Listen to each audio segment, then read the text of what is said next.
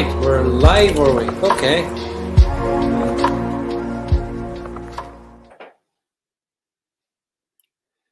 Right, everybody. Hi. I think we're live. From the sounds of it, we're live. Yeah, we're live. So, first of all, thanks for being with us this evening. We've got a special program really tonight. It's not like any one we've really done before. So, I'm going to get into that in a second, but there's always a little preamble I do, so it always helps. So just wherever you're watching this, there's a few things to do if you can for myself and my guest, Rebecca. If you're on Facebook, like it, share it. If you're on YouTube, like it, share it, hit notifications. If you're watching this on brand new YouTube, which I know hopefully a lot of you will be, then well, just make sure you're subscribed to the channel there as well. So if you do that, that'd be great.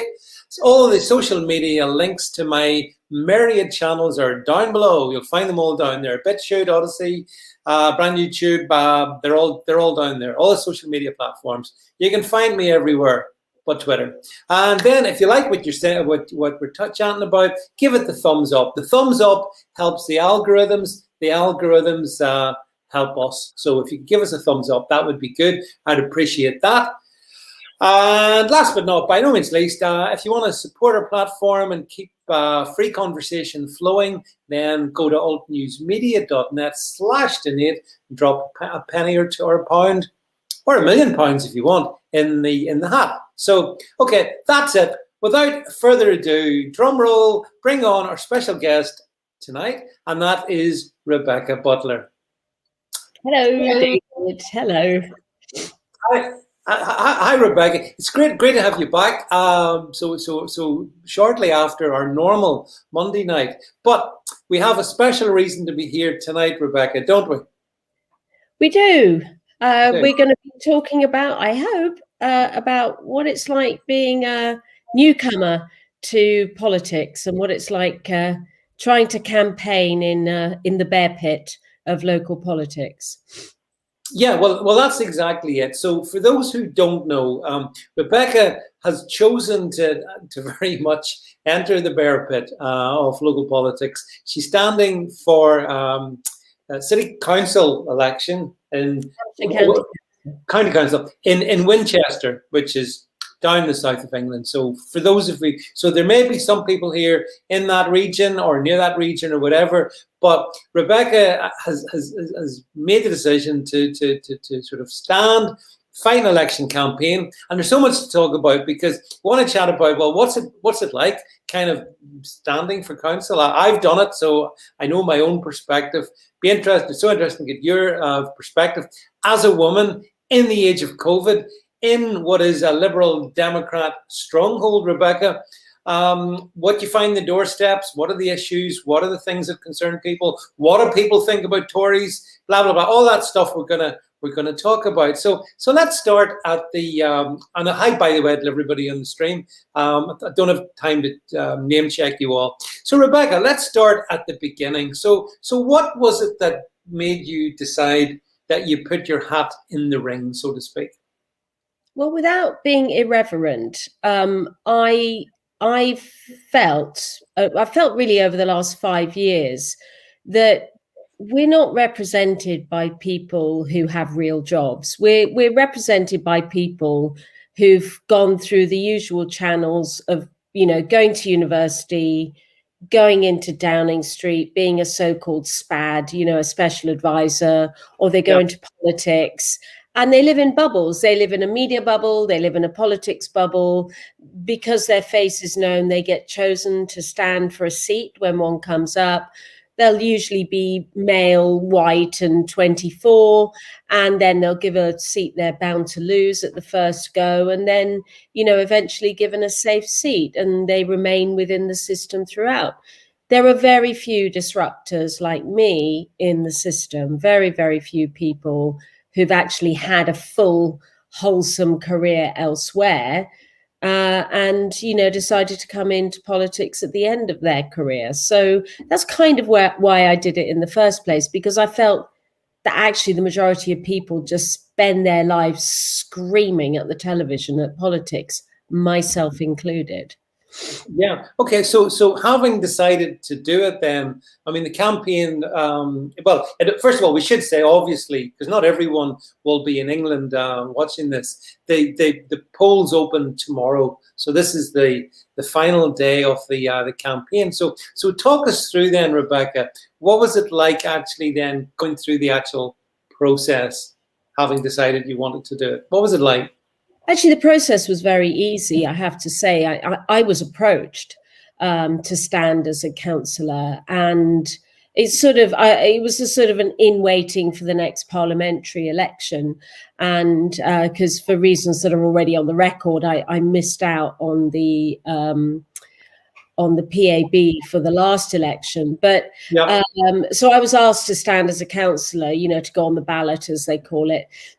So I didn't want to sit for city council anyway, but I quite fancied county council, and I went to a selection interview. So it was sort of the grandees of the association, and I think I had about 9 people interview me last January, so a year and a bit ago. And it was quite it wasn't a rigorous interview. It was far easier than any other interview I'd been to. It was very friendly. I did sort of ruffle the feathers at the interview because I said the one thing that I object to is leaflet carpet bombing people, and there was a little bit of a sharp intake of breath over that. Right. Because I said we need to put these campaigns on social media. So that was the only tricky point in the interview. But I know I got a unanimous vote to stand as a candidate. And then, of course, we've had the pandemic. So last year's elections have been put off. The seat I was originally given went to somebody else, who, by the way, actually I thought was better qualified for that particular seat. So I wasn't really bothered about that. And now I've been given a city centre seat because they felt that the optics of me personally suited a city centre seat better. They felt that the NHS background would resonate with a lot of particularly the poorer areas that I represent. And equally, I represent phenomenally wealthy areas. And they decided, this is not me speaking, they decided that the optics of being a barrister would work well in one end of the town, and the optics of being a nurse would stand well in the other. I have to say they did get that right, because those are things that people have discussed on the doorstep with me. Yeah. So it is quite a sort of diverse area then that you're standing in, where you've got the wealthy areas and then the not so wealthy areas. So tell me, in terms of just to go back to the process, I was fascinated. There 9 people interviewed you. 9. Is that like a star chamber then, Rebecca? You go through. That's a lot of people for an interview. That's quite daunting. Yeah, it was either 9 or 7. It was an odd number. I'm just trying to think. Actually, it could have been 7. It might have been 9. It was in the days before we had social distancing. But actually, at that interview, bearing in mind it was in January, I said to them, "There's a global pandemic on the way," and they just laughed at me. And I said, "We've got to be agile and move away from leaflets, because this may well be our first election on social media." And honestly, they didn't believe me when I said there was a pandemic on the way. So interesting to have 8 people or 10 people in a room. In a room now, you wouldn't put 3. So really interesting. Yeah. Well, then the other thing is that obviously, Rebecca, between this selection process and now, the whole COVID thing is played out in all kinds of ways. So what has that meant for someone on the election trail? What is that? How has that impacted things? Well, I think the good residents of Winchester would have said, "Thank God we don't have people knocking at our front doors." So we haven't canvassed, and it was our party policy not to canvass at the doorstep, and we've only started canvassing in the last couple of weeks. Now, it's interesting that I'm not here just to slag off the Lib Dems for no other reason than to slag them off. But they haven't abided by that, and they were out canvassing and leafleting, sort of 6 to 8 weeks ago. And one of the criticisms I have had on social media from Lib Dem activists is, we've not had you on the doorstep, we've not seen you. And I was like, well, because it was a policy, because it was COVID, we were under stay-at-home orders. It was illegal to be out canvassing. It's not a business activity. It's canvassing. You don't see door-to-door salesmen out. And I said, we were abiding by the rules. And I mean, the other thing that, just by the way, people might be interested to know that our agents in Hampshire all got together. So Labour, Lib Dem, Greens, I think they contacted the Independents, Conservative, and said, we're not going to have tellers at the polling stations. Right. All of the other parties agreed and wrote back and said, no, this is absolutely right, we won't. The Lib Dems didn't respond, so they're going to have tellers. They're not. It's the same over Prince Philip's funeral. They were out canvassing on the day of the funeral.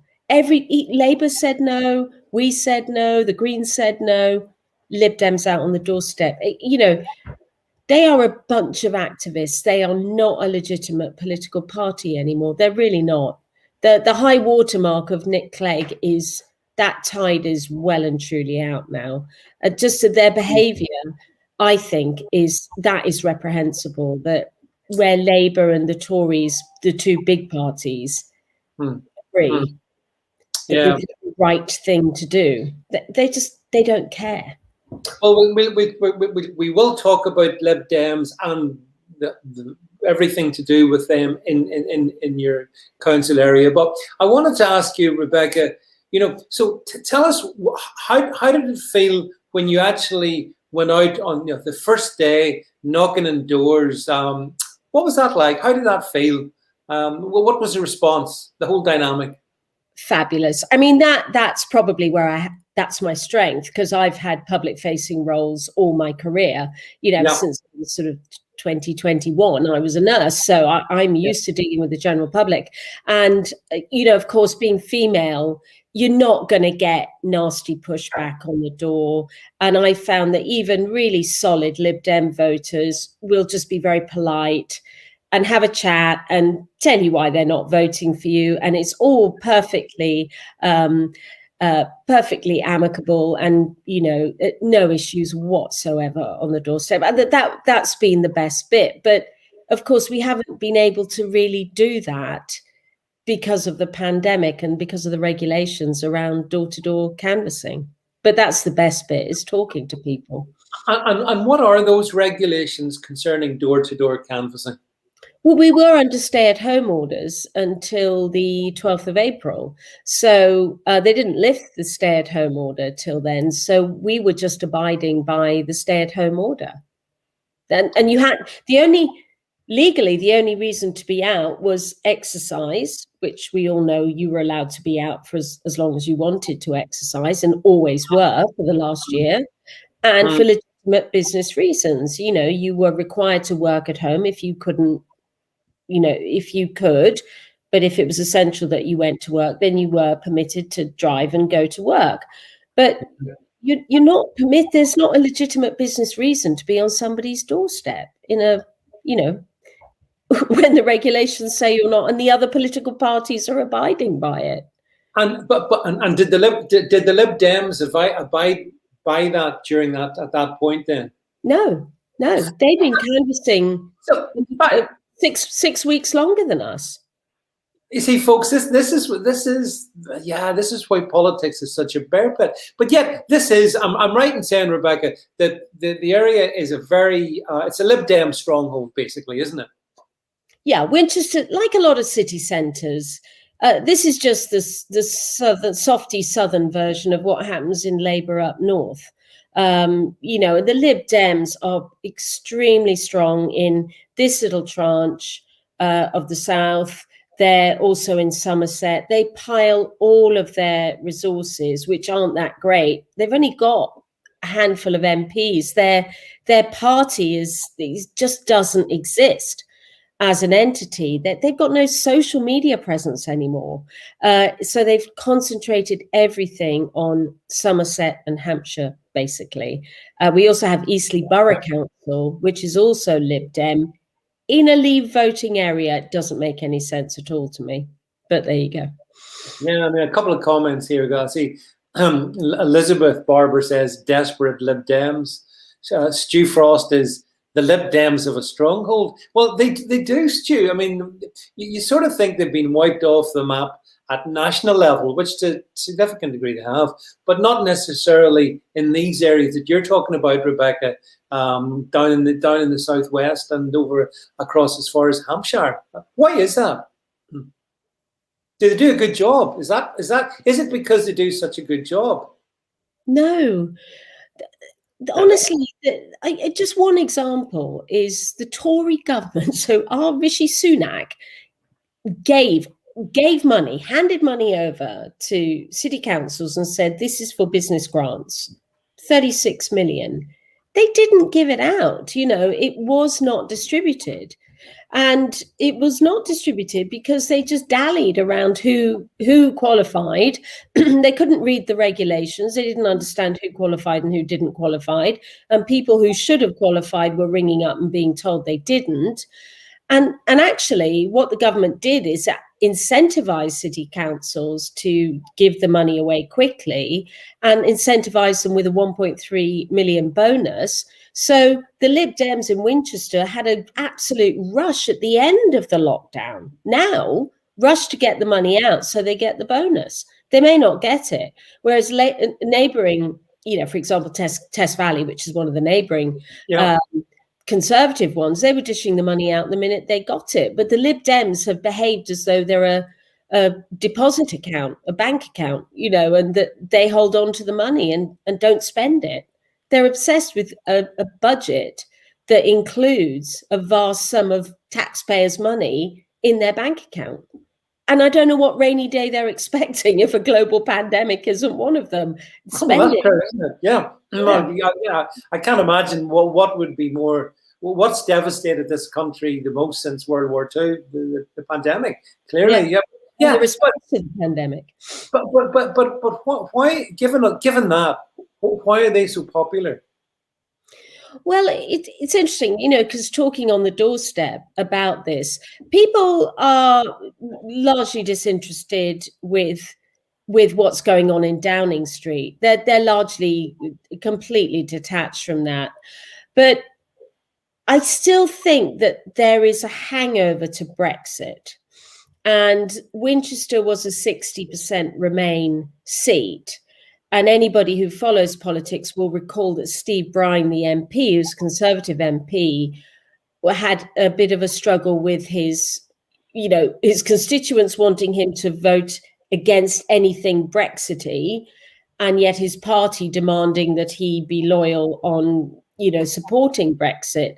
And in the last days, the dying days of that parliament, Steve Brine lost the whip very famously over the Letwin Amendment. And you could see he was in a difficult position because he, a big chunk of his electorate, and he was a Remain voter, a big chunk of his electorate is a Remain seat. It's London commuters, bankers, highly affluent people, all really who had there was a bit of a vested interest in Remain in Winchester, the very wealthy people. They didn't want the status quo to be disrupted. So Steve Brine, whatever you can say about him, was in a very, very tricky position over Brexit. And you could see that his popularity from 17,000 in 2010, his popularity at the polls has gone down. But I think it's Brexit that's done that to him. And the attitude of the Remainers in Winchester obviously felt, well, we have no option other than the Lib Dems. Interestingly, not a soul on the doorstep has mentioned the big spend items in the Lib Dem manifesto. Not one of them has mentioned green. I do not hear the environment being mentioned on the doorstep, but the Lib Dems are obsessed with it, and it's the identity politics still playing through. So here's a question. Something I noticed as well. Excuse me. Namely, the disconnect between the national politics, the issues we actually talk about week in, week out, Rebecca. You know, the big picture stuff, what's happening around the world, all that, and then what happen, and then when you bring it down to this level, to local council level, it's radically different. No, I bet you no one's talked to you about, well, we're a bit concerned about the national deficit. Has anyone said that to you? No, absolutely not. People on the doorstep, quite forgivably, actually don't know that the Tories run Hampshire County Council, because the Lib Dems in their literature actually obfuscate it. They don't mention the fact that we have a county council that's been run by the Tories since time immemorial, and they run it very well. And actually, you say, you know, what happened on the doorstep, probably the second person I spoke to, very affluent area of Winchester, he said, I'm really happy with the Lib Dems. That's why I'm going to vote for them. Yeah. I said, what are you happy about? I'm just interested to know. I said, you know, I'm not going to try and change your vote, but why are you happy with them? And he said, oh, just everything they do. Everything's okay. Why would I change it? I said, are you happy with schools? Yes. Are you happy with the roads? Well, by and large, yeah, there's very little they can do about it. Are you happy with social care and social services? Yes. You know, are you happy with the parks and leisure facilities? Yes. Are you happy with the recycling plans and the rewilding plans and the tree planting plans? Are you actually happy with all of that? And he said, yes. I said, those are all run by the Conservatives in county council. And he said, what? The Liberals don't run the county council? I said, no, they've never run the county council. They're just not big enough to run a county council. They literally don't have enough people to run a county council. Well, Rebecca, we said we would, the point about this is to be interactive. So Stu Frost has come up with a good question here, which right, Rebecca Butler, tell us some of your doorstep pitch. So, okay, this is the digital doorstep you're on. Knock, knock. Hello. Who are you? Okay, Rebecca. I will have a county council candidate. Hello. Yeah, of course, I always start like that.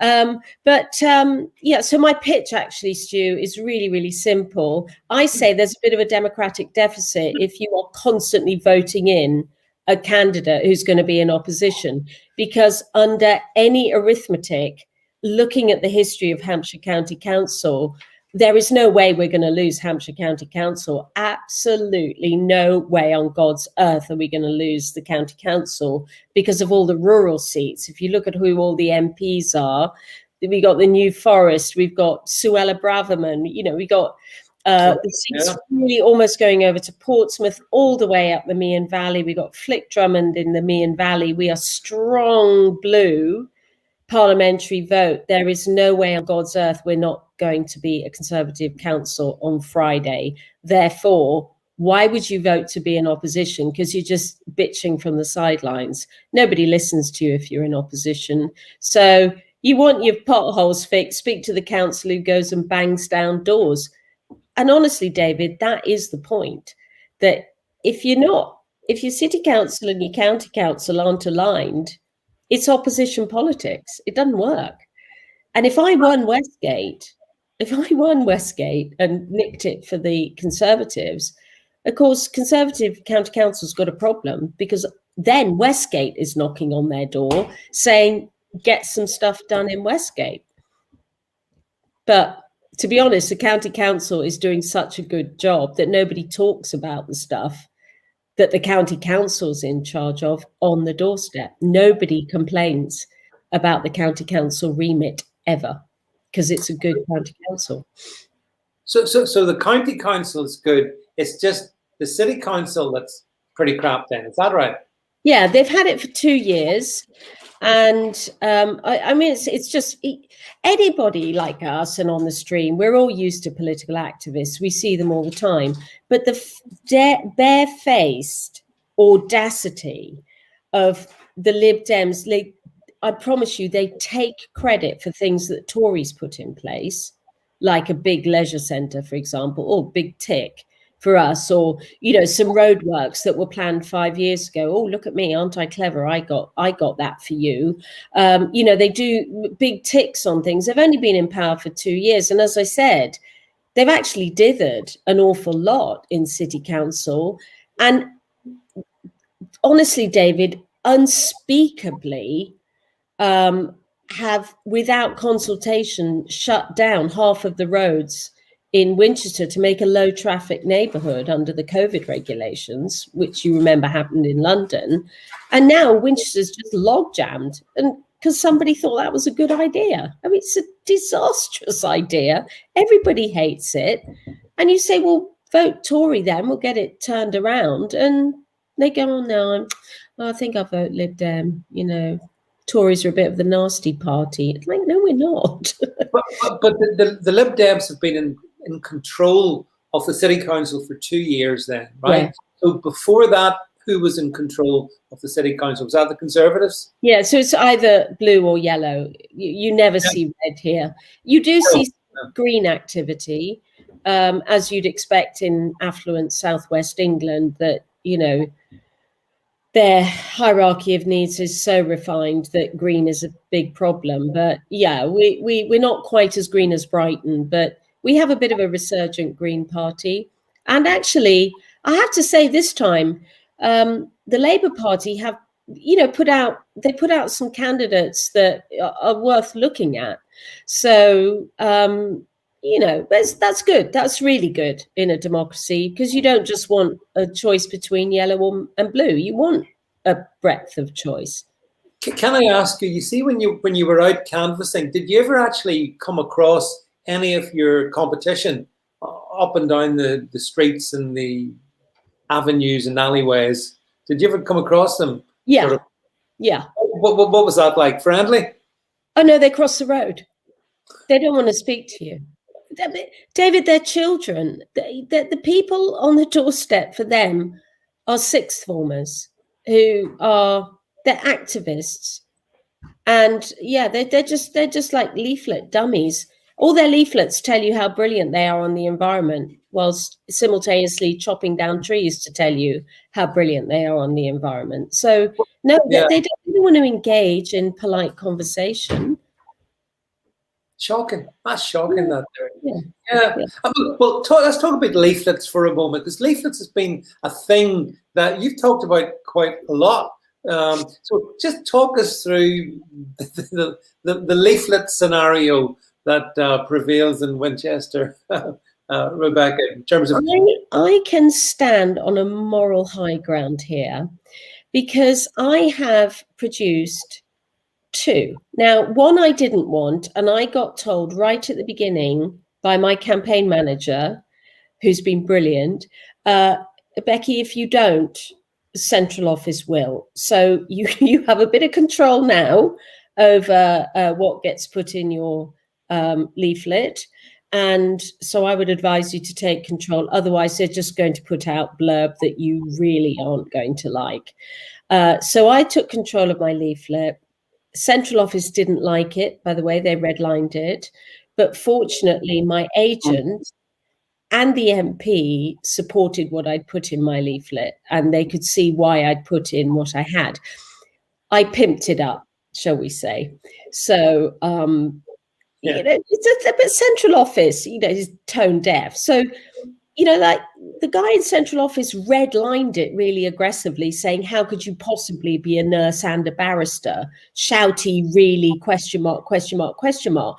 And I had this sort of red mist descend, and I thought, what? How dare you? Are you saying that I'm lying about being a barrister or a nurse, or a barrister and a nurse? Or are you saying that nurses can't become barristers? What are you saying? Why have you redlined this? It was really aggressive.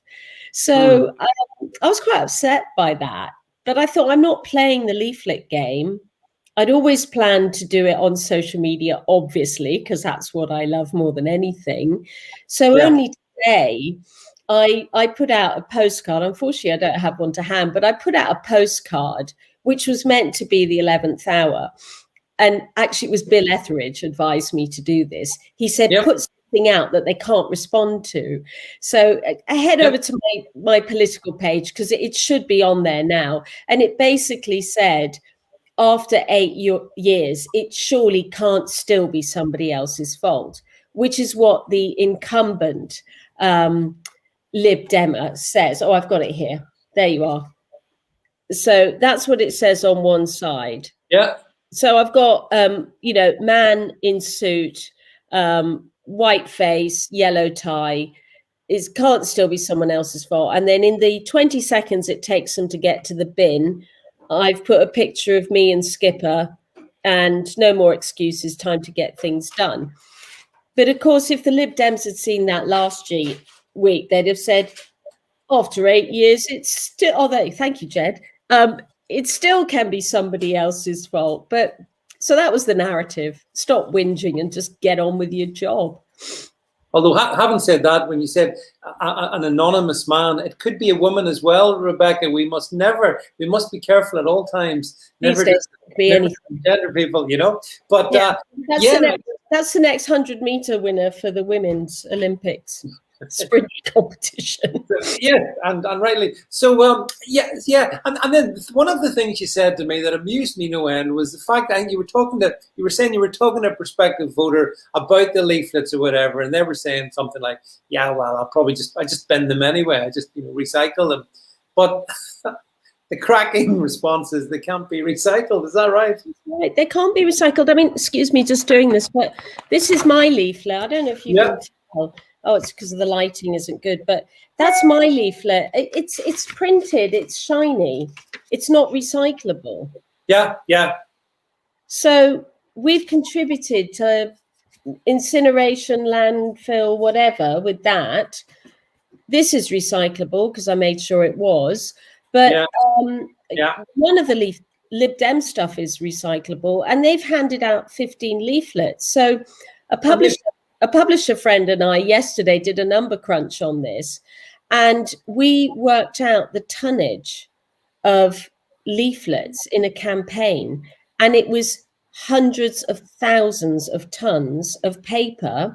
And bearing in mind, to get one ton of paper, so one tree's worth of paper, you only use like half a tree anyway to get paper, because it's leaves and branches and stuff like that. You need 10 trees to get one tree's worth. So you have to cut down 10 times the tonnage of tree to get a ton of paper. And it's hundreds and thousands of tons across the country.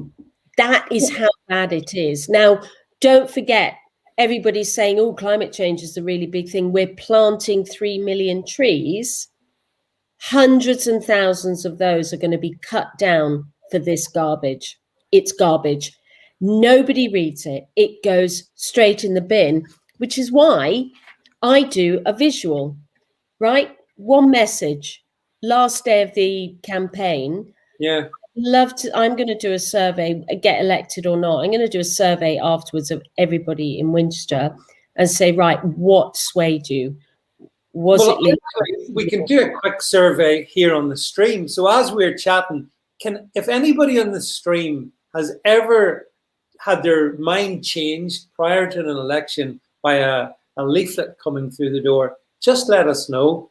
And if a leaflet, I've seen some of your comments, if a leaflet's made absolutely no difference, I mean, one sort of symptomatic, I've been on all the Labour leaflets. Yeah, I mean, actually, I've got to be honest about this, is because I'm hyper political. I used to love getting the leaflets. They were a rich source of comedy potential for me, and that was that was my only interest in them. Plus the outrageous pledges, Rebecca, that people make, which they know absolutely cannot be made. I'm just adjusting my lighting. I'm still here. I am listening to you. Yeah, the outrageous comments. So yeah. I mean, look, just look at the comments. No way, not me. I don't. Yeah, look, yeah. So Rebecca, but isn't it strange that political parties, and like, let's face it, Rebecca, this was your first foray into the political sort of field, as it were. So you've got colleagues and the associations and squad in the party who've been doing this for like donkeys. And yet I think they were pretty keen to persist with it's all about the leaflets. I find that weird because, I mean, it's pretty obvious. Where is the evidence? You and I talk about evidence quite a lot in different areas.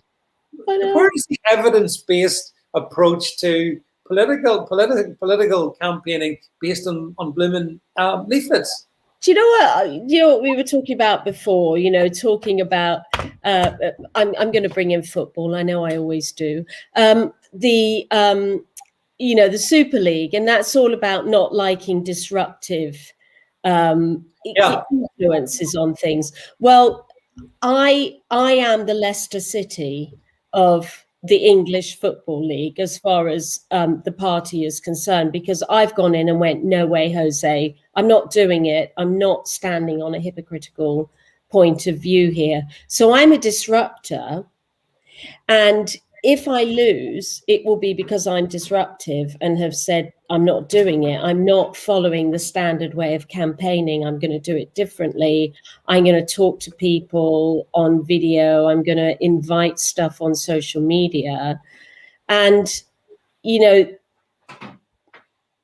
they don't like that because it's a little bit out of their comfort zone. And a lot of people, particularly in Hampshire County Councils, it is worth saying that they're a little bit older. They're very, very experienced, and they're older, but they're not comfortable with Facebook, and they're not comfortable with Twitter in the way that you and I kind of take it all for granted, and they don't. And some of them are actually quite poor on social media, and they've tried. So I think there should be a model of consent. So do you want to receive election literature? Do you want to receive it in a printed form? If not, give us your email. Because if you don't give us your email address, we'll give it to you anyway. But if you give us your email address, not a party, by the way, but just an individual, will put party political stuff on your email, and you can have it that way, because you're going to get it anyway. But we'll give it to you by email, and therefore we're saving the planet by doing so. So I think there is a way of doing this that could be popular, but for God's sake, don't give political parties your email address, because they'll just bombard you.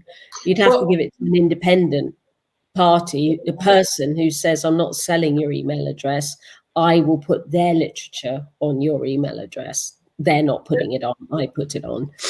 There's space for that. There's definitely space for that in the market. But I think, you know, Facebook, the way I engage with Facebook, the way you engage with Facebook, and I do a lot on Twitter with a lot of video blogging, I think that model will fall apart for political parties within 5 years, because the market will get flooded with people who aren't actually that good at it, and people will just switch off. So we have to keep agile and keep moving. There's got to be a better way than cutting trees down.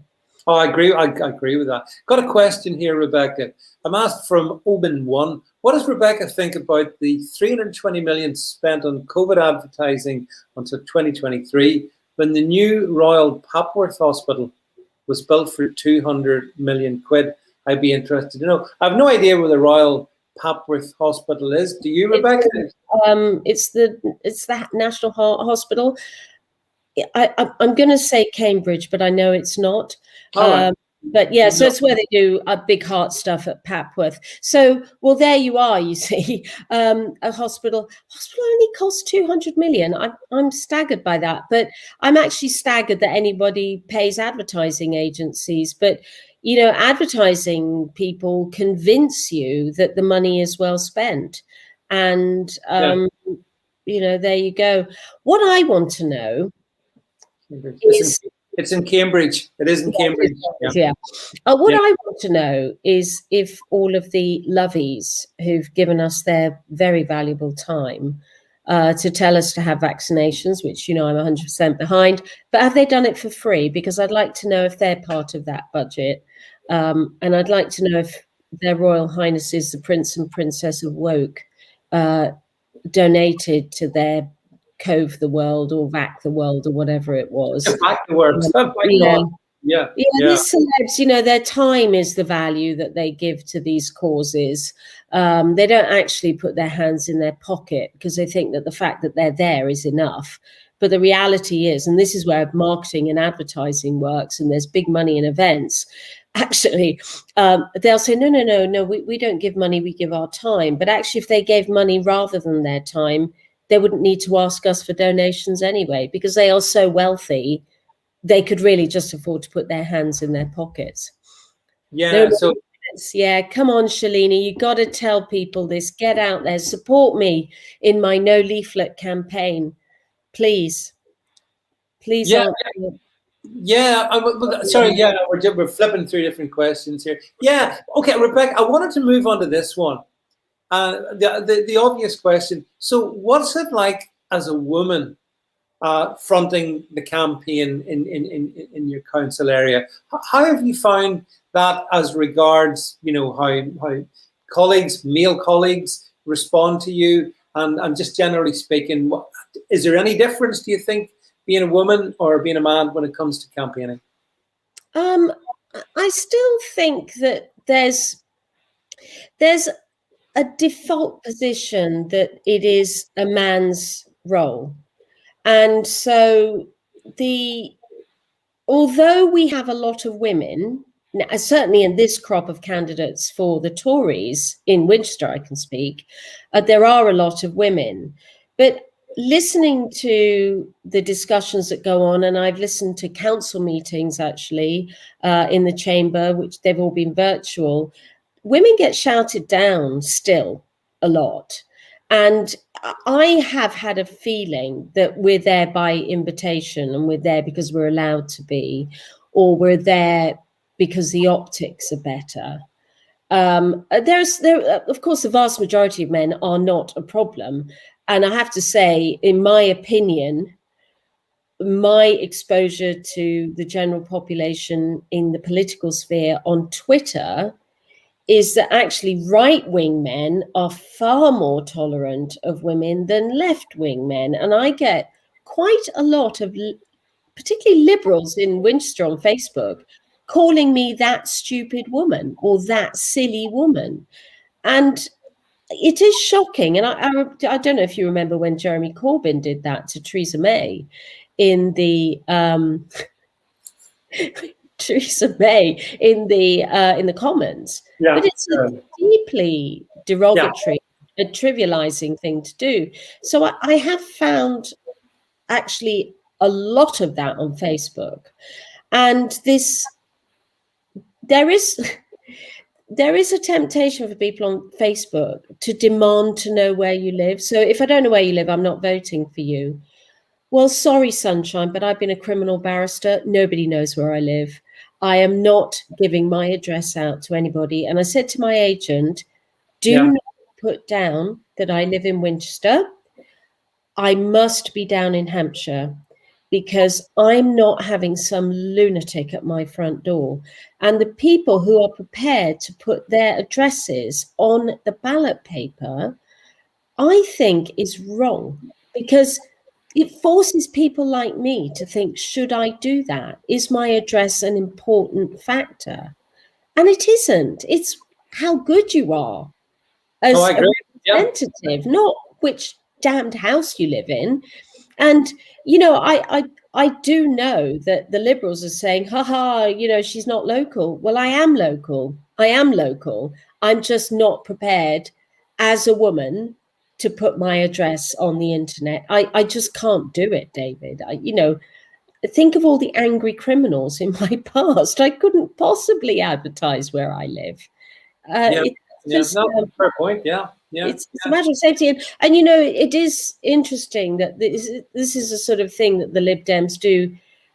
They sort of cling on to, and they make this the story rather than what you actually say, because they don't say. So they'll hanker on to what my address is. Well, you're not getting my address, mate. In a month of Sundays, you're not getting it. Yeah, see, the women agree.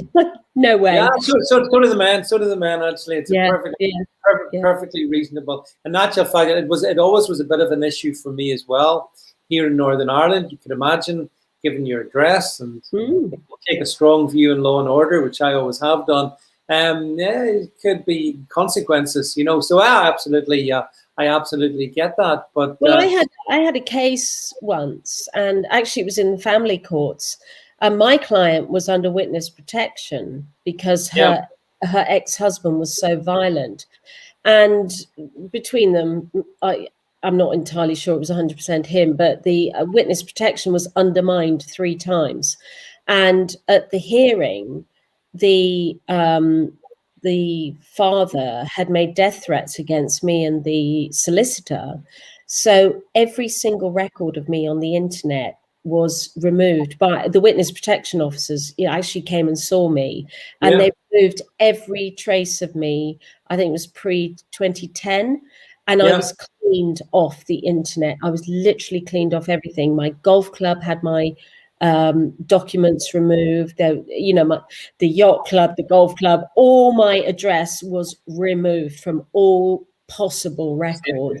Yeah. And it was a terrifying time. I have to say, it was absolutely terrifying, thinking that there was this complete loony out there. Yeah. And he said to the court, he said to the judge, I know she lives in Winchester, you know, probably because he'd seen a picture of me in, you know, the Guildhall or whatever on my Facebook. So that was a terrifying moment, and that has really made me nervous. So Rebecca, here's a question. Political Pig poses the interesting point. He disagrees. He reckons leafleting, he or she, by the way, but shouldn't judge. After this, leafleting works or worked in the past with the audience that gets out and votes. Simplify keyword messaging and subliminal messaging. I mean, it's a point of view, isn't it? Yeah, but Political Pig, there is nothing subliminal about this, right? No, it's not. No. Subliminal. I would say that is subliminal. My one, yeah, that's subliminal. That's saying, what's the message? It makes you stop and wonder, who's that? It's corporate man in suit, or flip it over, lady with dog, with my little. You see my little rainbow in the corner? Good. I see. Yeah. I know. The rainbow was noted. Yeah. So was that an appeal to the LGBTQ plus community, or was that to the NHS? NHS Hope Rainbow, David. Well, of course, there are people in the NHS who are LGBT plus, etc., etc. So it could be both, actually. But yeah, no, I agree. Nobody reads that kind of detail, Rebecca. You showed in the bigger sort of leaflet from the more formal one. Only political anoraks read stuff like that, and even then, they only do it to probably find ways to attack. So Stu Frost thinks I'm losing them because I'm golf club, yacht club. Can I just say on that topic, Stu, I represented the UK in sailing, and I had to be a member of a yacht club. Sailing is the passion of my life. And so in order to do that, I have to be a member of a yacht club, and it costs about 20 quid a month. Do I go there? No, but I compete under their flag. Yacht club, golf club, by the way, my golf club is full of builders and tradesmen. So there's nothing posh about golf. It's that I'm a complete sport anorak, and I'm now too old to run and play sports like hockey. And so golf is the only thing for my geriatric bones. If you think I network on the golf course, I can promise you I don't. I take the dogs out for a walk and spend half my life in the rough looking for my balls. So there's nothing posh about my golf club. And it's going to be a housing development anyway in 10 years. So those other pleasures will be denied me. Stu, I'm not a snob. I know you think I am, but I'm not. And the yacht is essential for competitive. Look, Stu has repented of his ways. Hats off to you, Becky. I was joking. Actually, Rebecca, just on the golf club, I think I did see something in your social media about, was it the local golf club's going to be sold for development? Is that right? It's sold, yeah. So it's sold. It's owned by, the golf club is owned by Crown Golf. So it's a proprietary club. It's not a members club. And we've always known that plot of land is in what's called the Sheila. So it's always everybody. It's like the Sheila is the flag going up the mast. This land is, in our sights, as it were. So this has been discussed ever since really the golf club opened. It's only the early 90s this golf club opened. It's actually Crown Golf's most profitable golf club, but it only makes, I don't know, $1 million a year. It's not a huge profit making enterprise, this golf club. So we've always known that there could be development on it.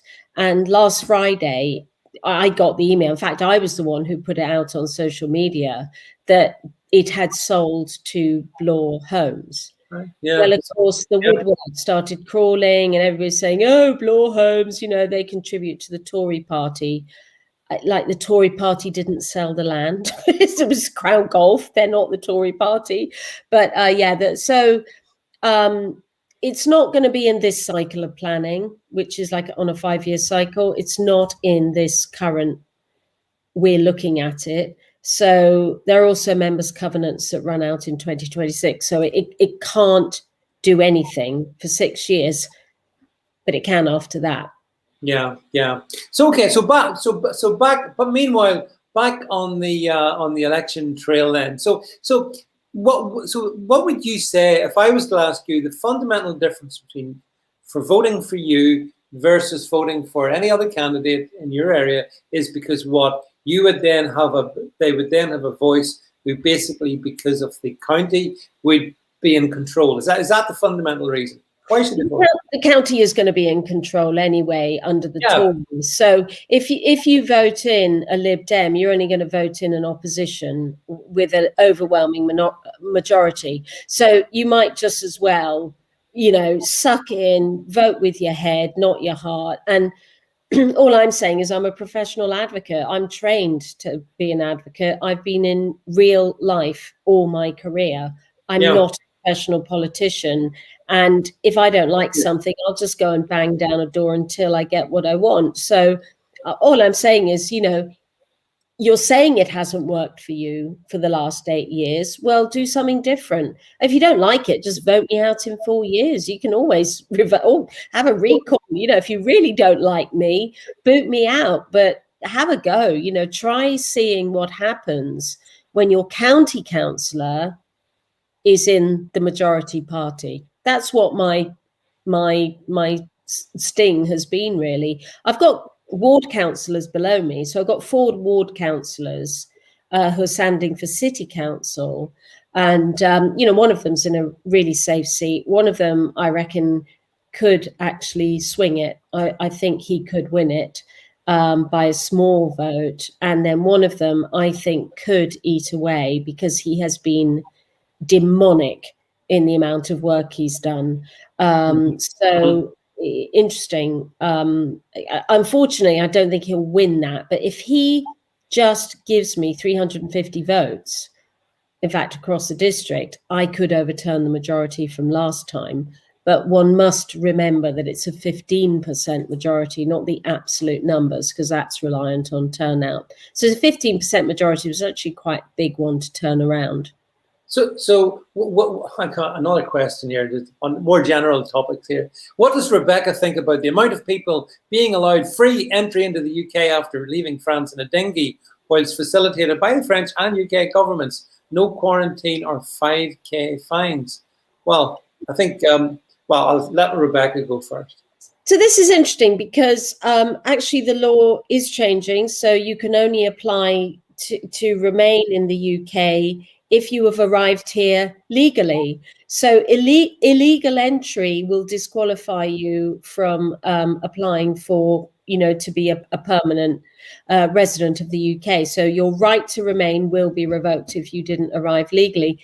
It's really interesting, Obin 1, that actually people are now being smuggled out of the country in lorries, and there was a story about this at the weekend. People are being smuggled out of the country in order to come back in legally. And what I would say about this is, please remember that a lot of people in those dinghies are not only putting their lives at risk. I've just said I'm a sailor. I know the channel very well. It is a vicious piece of water with commercial vessels, vicious tides, vicious weather. It's freezing cold, and it's a dangerous journey. These people have been sold a lie about getting into the UK. They are victims of criminal gangs. And now the fact that we've got people being exported because they will never be formalized into the system, it shows how big the problem is. And it shows how we have turned a blind eye to this for a very long time.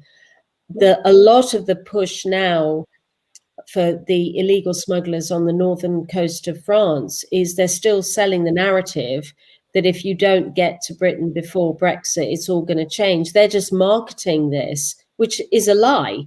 They don't know Brexit's happening. You know, you speak to somebody in Hong Kong, well, not that Hong Kong people are coming in illegally, but speak to somebody in Libya, they don't know what Brexit is. They've just been told you've got to get in before this date because it's all changing. Well, I think this is one of the best policies we've got, is you tell us how you got here, and if you didn't get here legally, off you go back to France. Yeah, I mean, actually, also regarding your sailing skills, we might need that, because given that France is threatened, there was a cut off electricity to, was it Jersey? I saw. Jersey, yeah. Yeah. So we might need a flotilla to go across and teach the French a lesson, Rebecca. It's not that long ago that they had a slight issue with the Vichy Republic, the Third Reich in France. This looks outrageous to me. Jersey grants the fishing licenses, by the way. They're in UK territorial waters, but and Jersey's saying, well, we've done all the right thing. But the French will do anything for a headline. They're almost as bad as the Lib Dems in Winchester. Well, this is the problem: political chicanery and political opportunity. But you know, so as we're coming to the end of the hour, you know, I'm sort of there's always a chance that even at this late point in the campaign, somebody somewhere may watch this live or watch it in replay. So I'd like to give you the opportunity to finish the thing off, just to look into the camera and tell the person watching who's thinking about what they want, how they're going to vote tomorrow, tell them what you really would like them to give you their vote. I have only one very simple thing to say. I'm not here to tell you what you want. You're here to tell me what you want, because if you vote somebody in, you've voted in your servant. I am your servant. You are not subservient to me. I am subservient to you. That is the way a democracy should work. And so if I am answerable to you, you've got to tell me what is bothering you and what you want changing. And I don't care whether it's city council or county council or even a national policy that bothers you. Tell me about it. I'm here for you. You're not here for me. I'm treating you as the boss. And that's all I've got to say. And I think you'll find not many people say that, because I know, having whinged about leaflets and the carpet bombing campaign of everybody, quite often career politicians forget that it's not about them, it's about the person behind the letterbox. So come out of your woodwork and tell me what you want. And that's all I'm saying. I'm here for you. Well, Elizabeth, I'd vote for yeah. Rebecca, there we go. Rebecca, you definitely got. Yes, I wish you could. Yeah, well, I mean, who knows?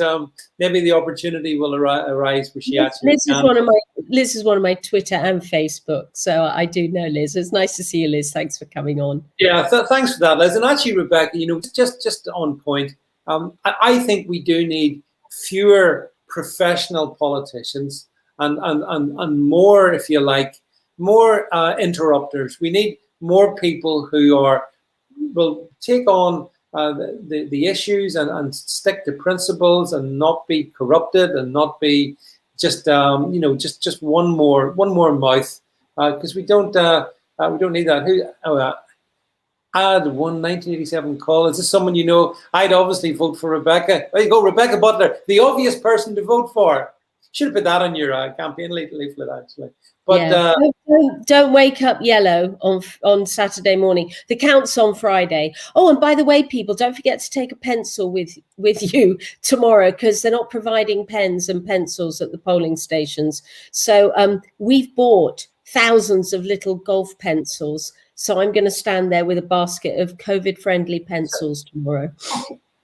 And here we are. I like Rebecca's story. Vote Rebecca. There you go, Rebecca. You're getting some love here. You're getting love on the stream. So talk us through finally to finish tomorrow. So tell us, what is your day like? Because tomorrow and then Friday. What happens these next 2 days? What are you doing? Well, I mean, tomorrow in a normal election, and by the way, I wouldn't do this, and I'm not doing it tomorrow, but normally you rely on the tellers to tell you who hasn't voted, then you go and knock them up.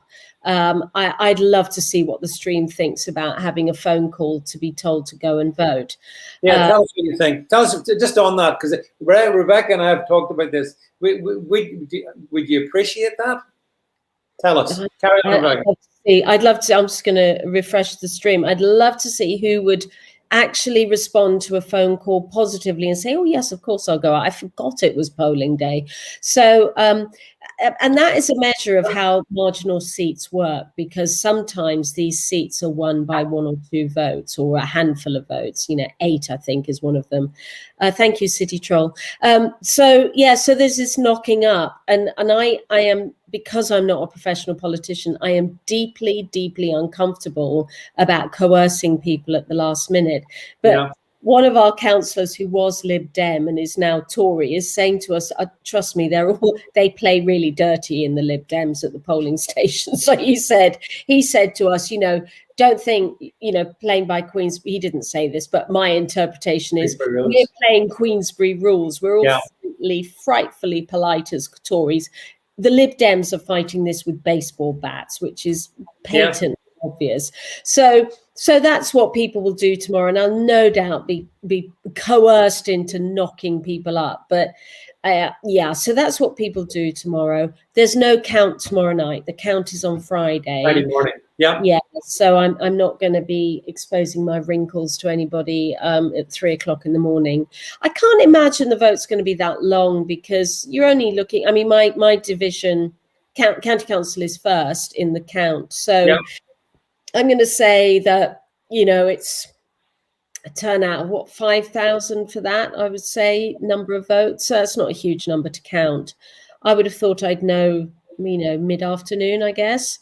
On that. So, and then there's the whole issue of recounts, and you have to stand over and watch them counting. So you've got somebody at the count with you. So I've got a really senior guy who used to be a councillor. He's with me, and you watch them divvying them out into piles. I mean, I say this, it's 2021. Can we come up with a better system than manual pieces of paper? It's just... I agree. Yeah, I think it's so archaic. It should all be digital in some way, but then we'd need to have confidence that it couldn't be. I'm not going to mention any well-known counting machines, certainly not on YouTube. But we had ads as well. You may remember that counting machine that gave Florida. But the whole business of Rebecca, and especially in parliamentary elections, the piles of paper being weighed and all of that stuff. I think it's really, really archaic. Yeah. So anyway, that's how it is. Yeah. Yeah. By the way, Colonel Basic, David back on Twitter? No, David's not back on Twitter. Definitely not. I don't go near Twitter. I don't associate with Twitter. So it'd be interesting to see. Well, Rebecca, look, it's been really interesting sort of trying to understand the dynamic behind all you've been going through over the last couple of weeks. And all really it remains for me to say is, and I think most of the people here in the stream would join me, wish you every best success tomorrow. And, I know you put a lot of work and effort into it. You've really, I like disruptors. Leicester City, yes, indeed. Yeah. Let's hope Leicester City wins the proverbial day in Winchester. We certainly hope so. I hope I'm Jamie Vardy. Yeah, yeah, well, He's yeah. a goal scorer, David. He's a footballer. I don't know if you're aware of this, but I Jamie dare you suggest. Oh, by the way, I didn't want to talk about football. My team, Grimsby Town, were relegated from the football division last Tuesday. So I'm in. You know, you have to feel my pain. But let's not worry about my pain. It's your election we wanted to talk about. So, Rebecca Butler, I wanted to, again, as I said, wish you every success. I hope it really works out for you. And obviously, we'll talk about things in the days ahead. But again, on behalf of the stream, I see the different comments. Best of luck. Yeah. Winchester. Stu says Winchester made great guns. Yeah, well, they did, but different Winchester. I think, although maybe there's a connection. I don't know. The Green Jackets is the regiment of Winchester. Oh, merci, Rob. Thank you. Merci. Yeah. Good luck, Rebecca. So there you go. Rebecca, you've got the best wishes of this stream, and this is the best stream anywhere. So, I mean, you know, with that, what could possibly go wrong? So go blue. Go blue. Vote with your head, not your heart. That's what. Yeah, absolutely. So, as again, best of luck, Rebecca. Thanks everybody for being here on the. City Troll says, "Okay, Rebecca, will you give us a victory interview in the aftermath of your win? We expect you to come back and talk to us and tell us all about it." But yes, David, we'll do our usual Monday pulling apart the woke agenda. So don't worry, we'll be back. We will be back. Rebecca will be back. But in the meantime, folks, that's it from Rebecca. That's it from me. Thanks very much for being here, and catch up with you folks real soon. Bye from myself and bye from me. Go blue.